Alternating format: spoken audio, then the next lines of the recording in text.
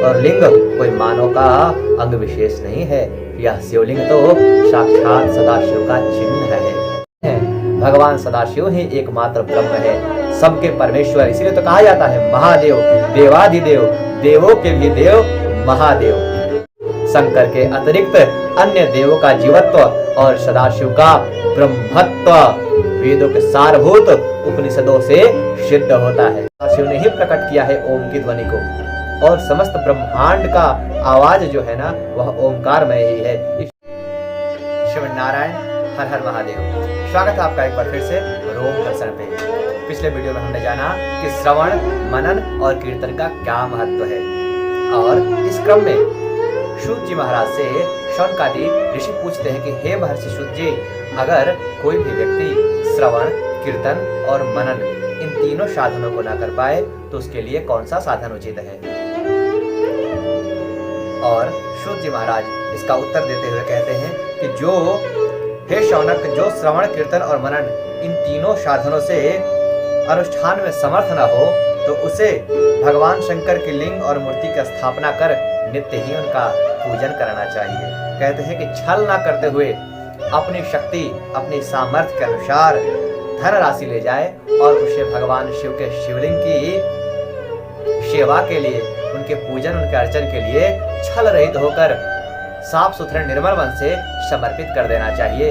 इससे भी उसका कार्य हो जाएगा, वह इस जीवन को सुखपूर्वक पार कर सकता है। और कहते हैं कि वह उस शिव स्थान में मंडप, गोपुर, तीर्थ, मठ एवं क्षेत्र की स्थापना करे। कहते हैं सूत जी महाराज कि वस्त्र, गंध, पुष्प, धूप, दीप तथा भांति भांति के भक्ष्य भोज्य नैवेद्य अर्पित करे। कहते हैं कि छत्र, ध्वजा, व्यजन, चामर तथा अन्य अंगों सहित राजोपचार की भांति भगवान सदाशिव का और शिवलिंग का जो मूर्ति और शिवलिंग है उनका पूजन करें। फिर प्रदक्षिणा, नमस्कार तथा यथाशक्ति उनके नामों का जप करें। और कहते हैं कि उनके पर्वों पर भगवान शिव का महान उत्सव करें, उनके कथाओं का आयोजन करें, उनके लिए कीर्तन का भी आयोजन करें। महान उत्सव की तरह उनके सभी पूजन के जो उत्सव है उनको महोत्सव की तरह मनाए।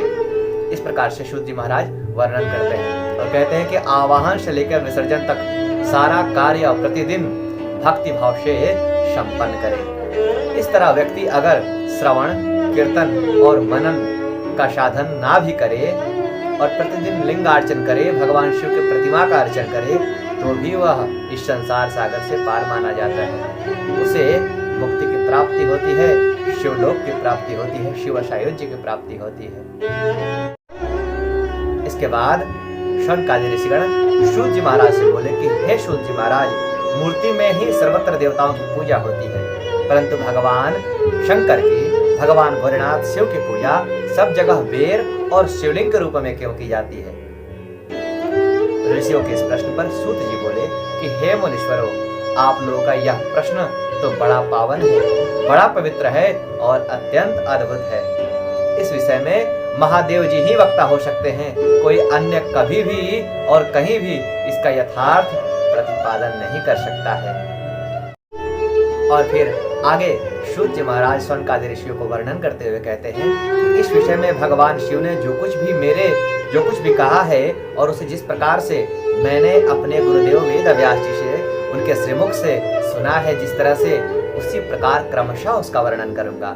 कहते हैं सूत जी कि एकमात्र भगवान शिव ही ब्रह्म रूप होने के कारण निष्कल अर्थात निराकार कहे गए हैं। रूपवान होने के कारण ही उन्हें शकल भी कहा जाता है, इसलिए वे साकार, शकल और निष्कल दोनों ही हैं।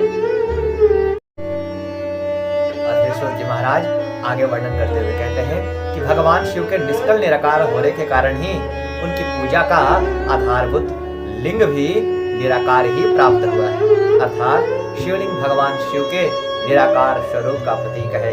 इसी तरह भगवान शंकर के शकल या साकार होने के कारण ही उनकी पूजा का आधारभूत विग्रह साकार प्राप्त होता है, अर्थात शिव का साकार विग्रह उनके साकार स्वरूप का प्रतीक होता है। मैं एक बार आपको स्पष्ट करना चाहूंगा इस बारे में कि समस्त इस भूतल पर, इस धरती पर, दुनिया में जितने भी पंथ हैं, मैं निंदा तो नहीं करना चाहता हूं, किंतु सत्य तो सनातन ही है। किंतु सभी दर्शनों में यह बात, उनके पुस्तकों में लिखा गया है कि ईश्वर तो निराकार होता है, ईश्वर अव्यक्त है, उन्हें देखा नहीं जा सकता है, वह शरीरधारी नहीं है, वह जीव नहीं है। किंतु यह बात भी लिखा गया है कि समस्त जगत का निर्माण ईश्वर के द्वारा किया गया है। तो मैं उन सभी लोगों से, उन दर्शन को पढ़ने वालों से, उन दर्शन के लिखने वालों से यह प्रश्न पूछना चाहता हूँ, या उस दर्शन को मानने वालों से यह प्रश्न पूछना चाहता हूँ कि जब आपके दर्शन में यह लिखा हुआ है कि वे परमात्मा सर्वसमर्थ हैं, उन्होंने ही इस चराचर जगत ब्रह्मांड की रचना की है, हमारी पशुओं की समस्त सृष्टि की रचना की है, तो वे परमेश्वर ही निराकार कैसे हो सकते हैं? अगर सबकी रचना कर सकते हैं तो स्वयं को व्यक्त करने के लिए कोई नया रूप क्यों नहीं ले सकते हैं? अपने आप को उन्होंने क्यों नहीं व्यक्त किया? किंतु वैसा है नहीं। सनातन वैदिक धर्म के अंदर यह स्पष्ट कहा गया है कि हमारी परमात्मा निराकार तो है, किंतु साकार रूप भी धारण कर सकते हैं। वे सर्व सामर्थ्य प्रभु हैं, उनका समर्थ का कोई तुलना नहीं, उनके पार कोई नहीं है। वे जब जैसा जी चाहे रूप धारण कर सकते हैं। इसीलिए तो कहते हैं भगवान नारायण के लिए, भगवान शंकर के लिए कि अनेक रूप रूपाय नमः, कि अनेकों रूप हैं, उनके अनेकों अवतार हैं, उनके अवतार को सीमित नहीं किया जा सकता है। किंतु कुछ प्रमाणिक अवतारों को ग्रंथों में लिपिबद्ध किया गया है, जिनसे हम उनको जान सके कि भगवान ने हमें किस प्रकार का आचरण करने का संदेश दिया है, किस प्रकार से नीति के मार्ग पर चलने का संदेश दिया है। इसलिए अवतार की व्याख्या भी सनातन वैदिक दर्शन के अंदर किया जाता है। वह इसलिए नहीं कि परमात्मा के अनेक रूप हैं, परमात्मा ने हमें जीवन जीने की कला सिखाई है कि जीवन जिया कैसे जाता है, एक आदर्श मानव समाज में बन के कैसे रहा जाता है। इसलिए परमात्मा साकार रूप धारण करते हैं। और अपना, अगर हम आप खुद से सोचें कि हम किसी निराकार परमात्मा की कल्पना करें, आंखें बंद करके हम ध्यान करें अपने निराकार परमात्मा की, तो हम किसका ध्यान करते हैं? हम किसका चिंतन करते हैं? हम किसका मनन करते हैं? हम किससे कुछ बात करते हैं? वह तो कोई नहीं है। इसलिए परमात्मा ने अपना एक रूप व्यक्त किया है, किंतु भोलेनाथ के दो रूप हैं। उसके बारे में आगे हम व्याख्या करेंगे। अब आगे सूत जी महाराज कहते हैं कि शकल और अकल, समस्त अंग आकार सहित साकार और अंग आकार से सर्वथा रहित निराकार रूप होने से ही वे ब्रह्म शब्द से जाने जाने वाले, कहे जाने वाले परमात्मा हैं। ब्रह्म अर्थात ब्रह्मा नहीं, ब्रह्म, ह ब्र आधा म और ह, ब्रह्म, ह के बाद आकार नहीं है। ब्रह्म मतलब ही होता है परमात्मा, पर ब्रह्म जो है वही परमात्मा है। तो भगवान शिव के बारे में स्पष्ट शब्दों के अंदर लिख गया है शिव पुराण के अंदर कि समस्त अंग आकार सहित साकार और अंग आकार से सर्वथा रहित निराकार रूप होने से ही वे ब्रह्म शब्द से कहे जाने वाले परमात्मा है। और फिर आगे सूत जी महाराज आख्यान करते हुए कहते हैं कि यही कारण है कि शिव जी की पूजा शिवलिंग निराकार और मूर्ति साकार दोनों ही रूप में सदा से होती रही है। शिव से भिन्न जो देवता हैं वे साक्षात ब्रह्म नहीं है। ध्यान पूर्वक सुनिए, ब्रह्म कहा गया है, ब्रह्मा नहीं, ब्रह्म अर्थात परमेश्वर। कहते हैं सूत जी महाराज, शिव से भिन्न जो भी देवता है वे साक्षात ब्रह्म नहीं है, इसलिए कहीं भी उनके लिए निराकार लिंग उपलब्ध नहीं होता है। और कहते हैं कि अतः सुरेश्वर, इंद्र और ब्रह्मा आदि देवगण भी निष्कल लिंग में पूजित नहीं होते हैं। एक बार मैं आपको यहाँ पर स्पष्ट करना चाहूंगा कि लिंग का अर्थ जो विधर्मियों के द्वारा हमारे भाषा को दुष्प्रचारित करते हुए, हमारे भाषा के साथ खिलवाड़ करते हुए यह बताया गया है कि लिंग का अर्थ मानव विशेष का कोई अंग मात्र है, ऐसा सर्वदा नहीं है। आप ध्यान पूर्वक सुने, लिंग अर्थात चिन्ह होता है।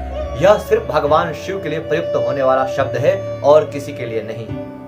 यह मन से, अगर आपने भ्रांति पाल रखा है, यह अपने मन से निकाल दें। जैसे मैं उदाहरण के लिए दूं कि आप अगर रास्ते पे चल रहे हैं तो रास्ते पे आगे जाते हुए एक सड़क के किनारे अगर एक विद्यालय है तो विद्यालय का चिन्ह क्या होता है? एक बच्चा और एक बच्ची अपनी एक किनारे में दो बैग टांगे हुए चल रहे होते हैं और एक हरे रंग का बोर्ड लगा होता है। तो उससे हम क्या समझते हैं? विद्यालय ही समझते हैं ना। अगर कोई अस्पताल के बाहर बोर्ड लगा हो तो एक अस्पताल में जैसा बेड होता है वैसा बेड बनाया होता है और जोड़ का चिन्ह होता है प्लस का। अगर अस्पताल के बोर्ड को हम विद्यालय के पास लगा दें और विद्यालय के बोर्ड को अस्पताल के पास लगा दें तो काम चलने वाला है क्या? ऐसा सर्वदा नहीं होता है। इसी प्रकार लिंग का अर्थ मानव विशेष का कोई अंग कभी भी नहीं है। वह सिर्फ और सिर्फ भगवान सदाशिव के लिए प्रयुक्त होता है, शिवलिंग के लिए प्रयुक्त होता है। वह भगवान सदाशिव का चिन्ह है। शिव पुराण के अंदर स्पष्ट शब्दों में लिखा गया है, लिंगम चिन्हम। हम आगे जानेंगे किस प्रकार से लिंग की उत्पत्ति हुई है, शिवलिंग किस प्रकार से उत्पन्न हुआ है। और फिर आगे शौनकादि ऋषियों को सूत जी महाराज व्याख्या करते हुए कहते हैं कि सभी देवगण ब्रह्म न होने से अपितु सगुण जीव होने के कारण, ध्यान दें क्या कहा गया है कि सभी देवगण ब्रह्म न होने से अपितु सगुण जीव होने के कारण वे जीव हैं, ब्रह्म नहीं है।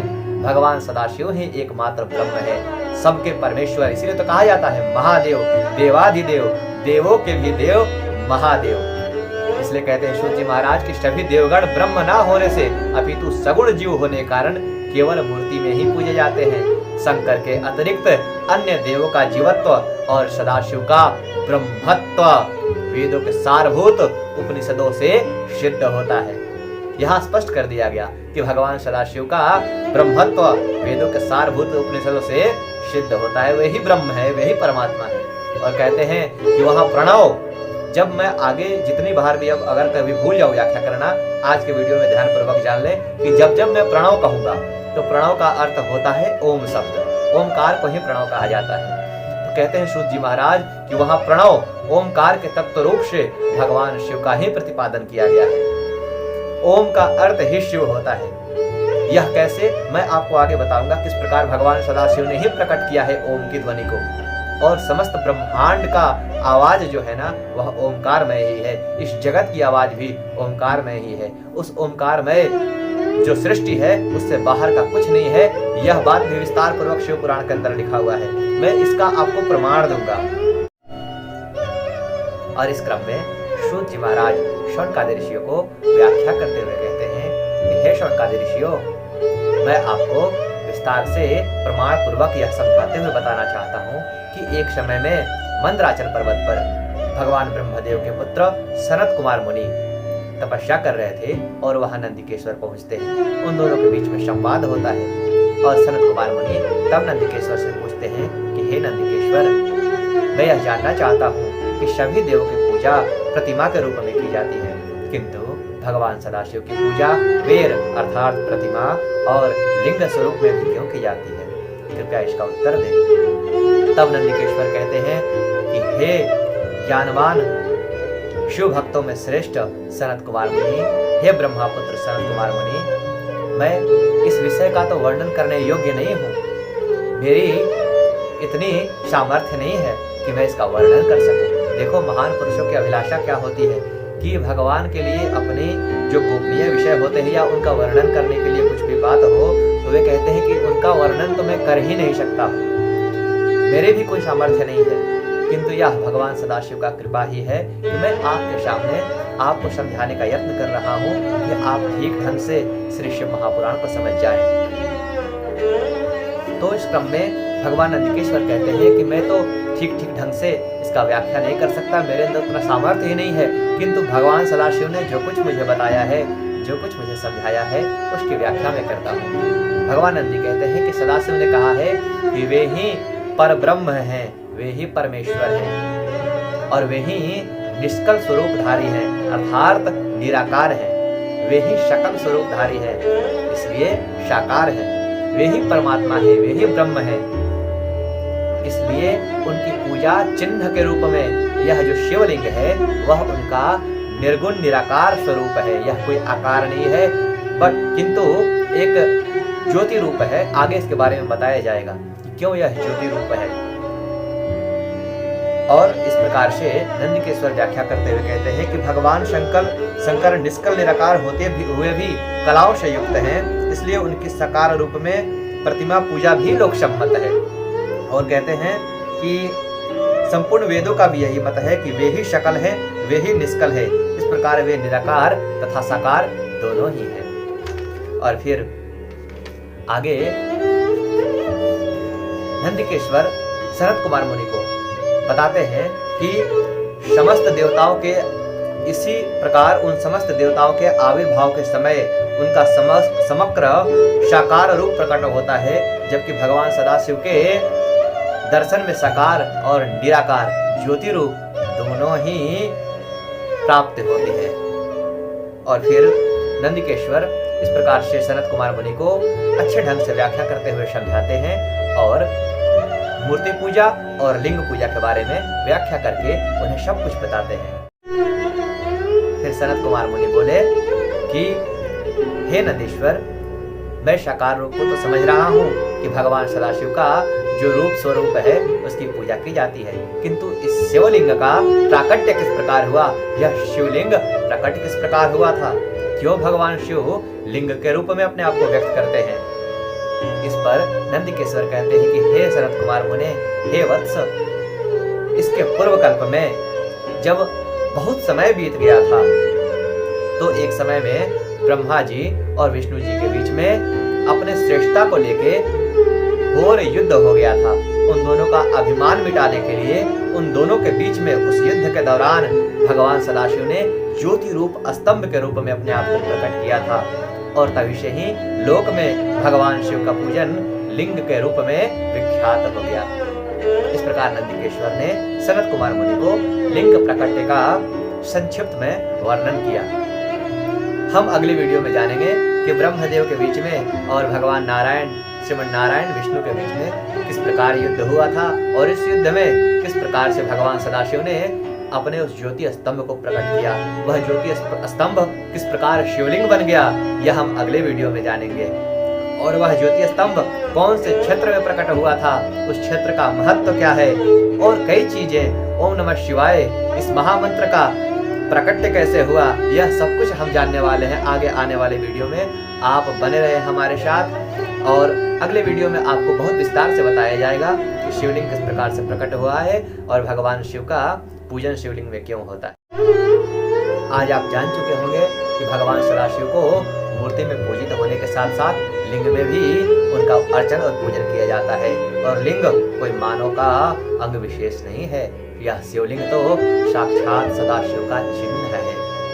यह हम आज जान चुके हैं। तो हम अगली वीडियो में और ही विस्तार से जानेंगे।